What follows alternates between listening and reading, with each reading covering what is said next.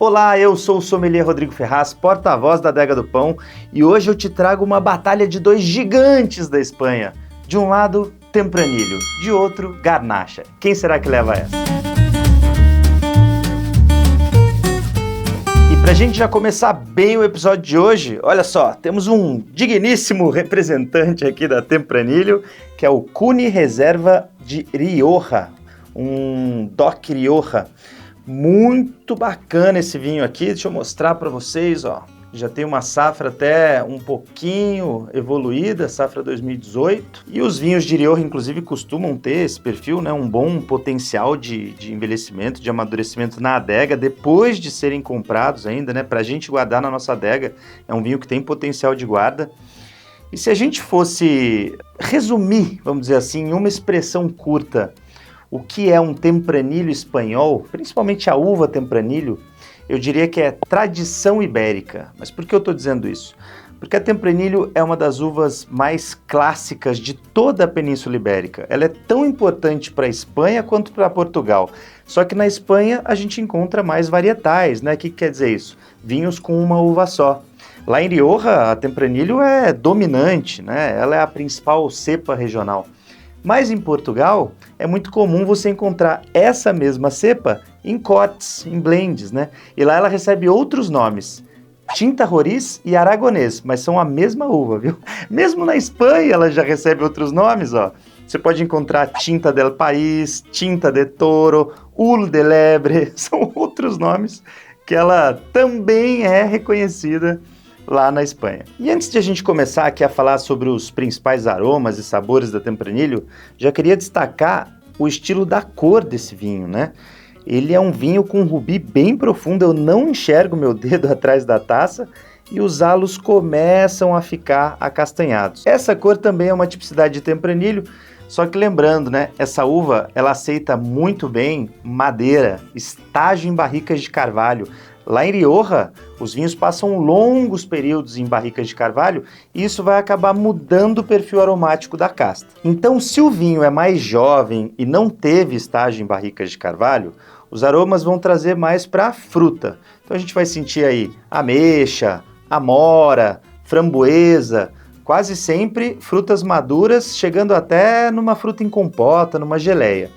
Só que se o vinho tiver estágio em barricas de carvalho, aí já pode aparecer também couro, baunilha, coco, porque lá em Rioja, inclusive, eles usam barricas de carvalho americano em alguns vinhos, e aí o coco acaba aparecendo como uma referência aromática. Toques de defumação pode aparecer por causa da tosta inteira da madeira. Então, olha só que interessante, né? Bem versátil do ponto de vista aromático. E na nossa famigerada escala de intensidade, de 1 a 5, eu daria nota 4 para Tempranillo, justamente por causa dessa versatilidade. Se o vinho é mais jovem, e aí não passou por barrica de carvalho, mais uma vez, ele vai ser uma intensidade média. Agora, tem vinhos elaborados com a Tempranillo, esse estilo aqui, por exemplo, né, que tem um longo estágio em barrica de carvalho, uma grande extração, você já vê pela cor aí, uma extração de taninos, antocianinas, um peso de boca mais elevado, aí é vinho intenso mesmo, encorpado, nota 5. Então eu daria uma nota 4 porque a maioria dos vinhos Tempranillo, principalmente vindo da Espanha, né, que você vai encontrar por aqui, eles vão ter uma estrutura e uma intensidade média-alta. Nota 4. E os principais países produtores da Tempranillo, além da Espanha, né? Porque a Espanha é o concurso, né, galera? Tempranillo espanhol é famoso no mundo todo. Mas a gente pode citar aqui Portugal, Argentina, Estados Unidos e Austrália. E até aqui no Brasil existe uma produção mais ou menos relevante da uva Tempranillo, mas ela não é uma clássica regional ainda, né? Quem sabe um dia, mas ainda não.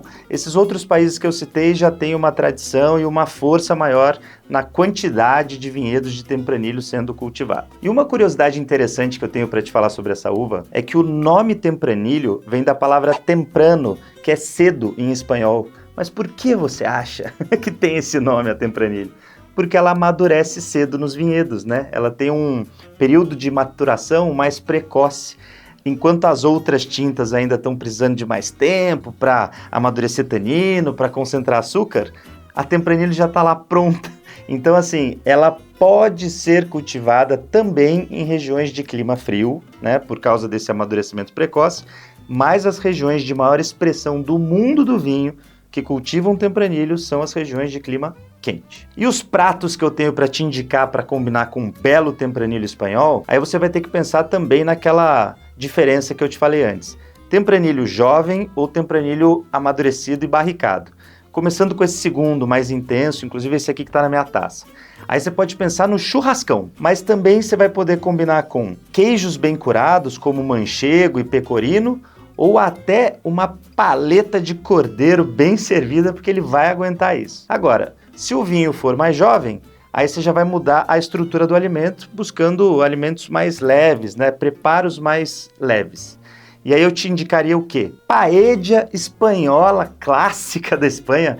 É até uma harmonização regional que eles fazem por lá. Mas ó, toma cuidado, porque daí o tempranilho não pode ser muito tânico como esse aqui que está na minha taça. Pega o tempranilho mais levinho, sem estágio em barrica e mais jovem de safra. Beleza? E chegou o nosso segundo competidor aqui, o clássico espanhol. Esse da uva Garnacha Negra, o Clotoriba. Olha aqui que legal esse vinho. Já tem uma garrafa estilo Borgonha aqui, né, mais bojuda na base, safra 2022, mais recente, e ele é feito lá na região da Catalunha, né, região muito clássica aí da Espanha também, que faz belíssimos vinhos. Se eu falei que a Tempranillo é a tradição ibérica, a Garnacha seria o calor ibérico, mas por que eu estou dizendo isso? Porque ela também se adapta muito bem a regiões de climas quentes e secos. Ela gosta disso, mas ao mesmo tempo ela faz vinhos extremamente elegantes, palatáveis, refrescantes para o nosso paladar, né? E assim, é muito interessante porque ela é extremamente versátil. Lá na Espanha mesmo, eles fazem desde rosés com ela, e é bem comum de você encontrar, até vinhos doces, fortificados, né? Passando pelos tintos. Então, é extremamente versátil, mas sempre trazendo essa elegância, esse frescor natural que a Garnacha tem. Eu vou falar dela aqui com brilhos nos olhos, porque é uma das minhas castas prediletas e os vinhos são definitivamente muito bons. E olha só, a cor dele também tá bem intensa, viu? Desse vinho aqui, o Clotoriba, tá bem um rubi profundo, com halos levemente acastanhados já também.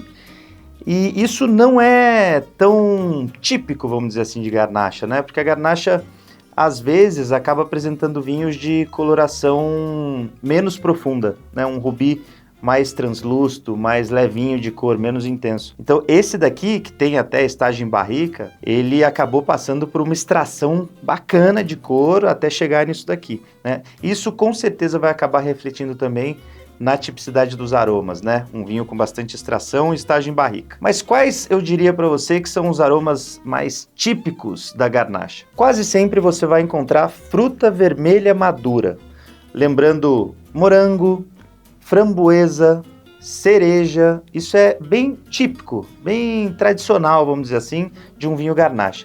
Mas aí tem uma coisinha que você sempre ou quase sempre vai sentir no nariz e vai denunciar que é um vinho de Garnacha, que são as especiarias doces. Essas especiarias doces, principalmente lembrando aí canela, anis estrelado, até o zimbro, são uma tipicidade da Garnacha e uma tipicidade de aroma primário, ou seja, que vem lá do fruto mesmo, né? Isso que é o mais interessante. Então, é legal de você treinar isso nas degustações às cegas, né? Serve o vinho pra galera e já, se pegar uma especiaria doce ali, você pode apostar num Garnacha que quase sempre você vai se dar bem. E na escala de intensidade do vinho, eu daria nota 3, mas não para esse vinho aqui especificamente, para a Garnacha em geral, porque esse aqui, ele até chega numa nota 4, né? Ele está muito semelhante ao vinho anterior.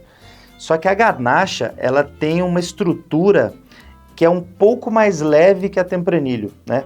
Então ela pode variar ali entre nota 2 e nota 4 na nossa escala de intensidade, por isso que eu dei o 3. Quase sempre os vinhos vão ser de médio corpo, né? São vinhos bem elegantes, como eu disse. Às vezes você vai encontrar vinho bem levinho feito com ela, por isso a nota 2, e às vezes Quando o vinho é mais extraído, quando tem estágio em barrica, ele chega até um nota 4 ali, que é de intensidade. Eu não estou falando de qualidade, viu, pessoal? Isso aí que eu estou falando é intensidade, estrutura do vinho. E os principais países produtores da garnacha, além da Espanha, claro, né? Porque a Espanha está lá disparadona, seriam França, Estados Unidos e Austrália. E uma curiosidade legal é que lá na França ela recebe outro nome, lá ela é chamada de Grenache, e ela é muito típica no sul da França, ali tem várias vinícolas e produtores que usam essa uva, mas ela não é tão comum de ser encontrada em vinho varietal como na Espanha, né? Os espanhóis usam muito essa uva em vinhos de uma casta só, né? Os vinhos monocasta.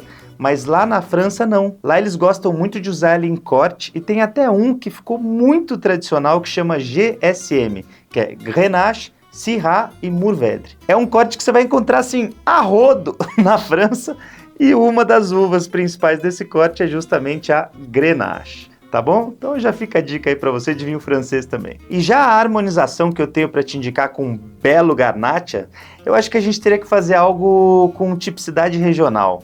Vamos pegar uma mesa de tapas, por exemplo, com croquetes de presunto cru, um pouco de embutidos variados, queijos intensos e curados, o pimentão grelhado. Eu acho que essa variedade assim é bem bacana para você servir com garnacha, né, de tapas. Outra combinação interessante seria carne de porco temperada com especiarias e ervas do Mediterrâneo, porque daí a gente faz uma harmonização por semelhança, né, com aquelas especiarias doces que eu falei que a gente consegue sentir nos aromas. Ou então, para quem não come carne, faz um belíssimo parmegiana de berinjela que você vai adorar combinar com o teu garnacha espanhol. E aí, gostou dessa batalha de vinhos espanhóis clássicos? Eu adoro esses dois aqui. Inclusive, ó, tanto o Clotoriba como o Cuni Reserva estão disponíveis na Adega do Pão, nas lojas, no app ou no site. Aí é você que decide. Agora conta pra mim, na sua opinião, qual desses dois estilos aqui te agrada mais? Você é mais do tempranillo espanhol, barricado, com mais estrutura, ou você gosta da elegância da garnacha? Conta aqui pra mim nos comentários. E ó, se você ainda não é inscrito, fica aqui meu convite pra você, porque toda semana tem conteúdos muito bacanas pra você. E deixa seu like, hein? Não esquece disso. Valeu! Cheers! Ó, tô sem minha taça aqui, peraí, vamos resolver isso. Ui! Agora sim! Cheers! Só pela mágica já merece o like esse episódio, hein? Valeu! Pão de açúcar.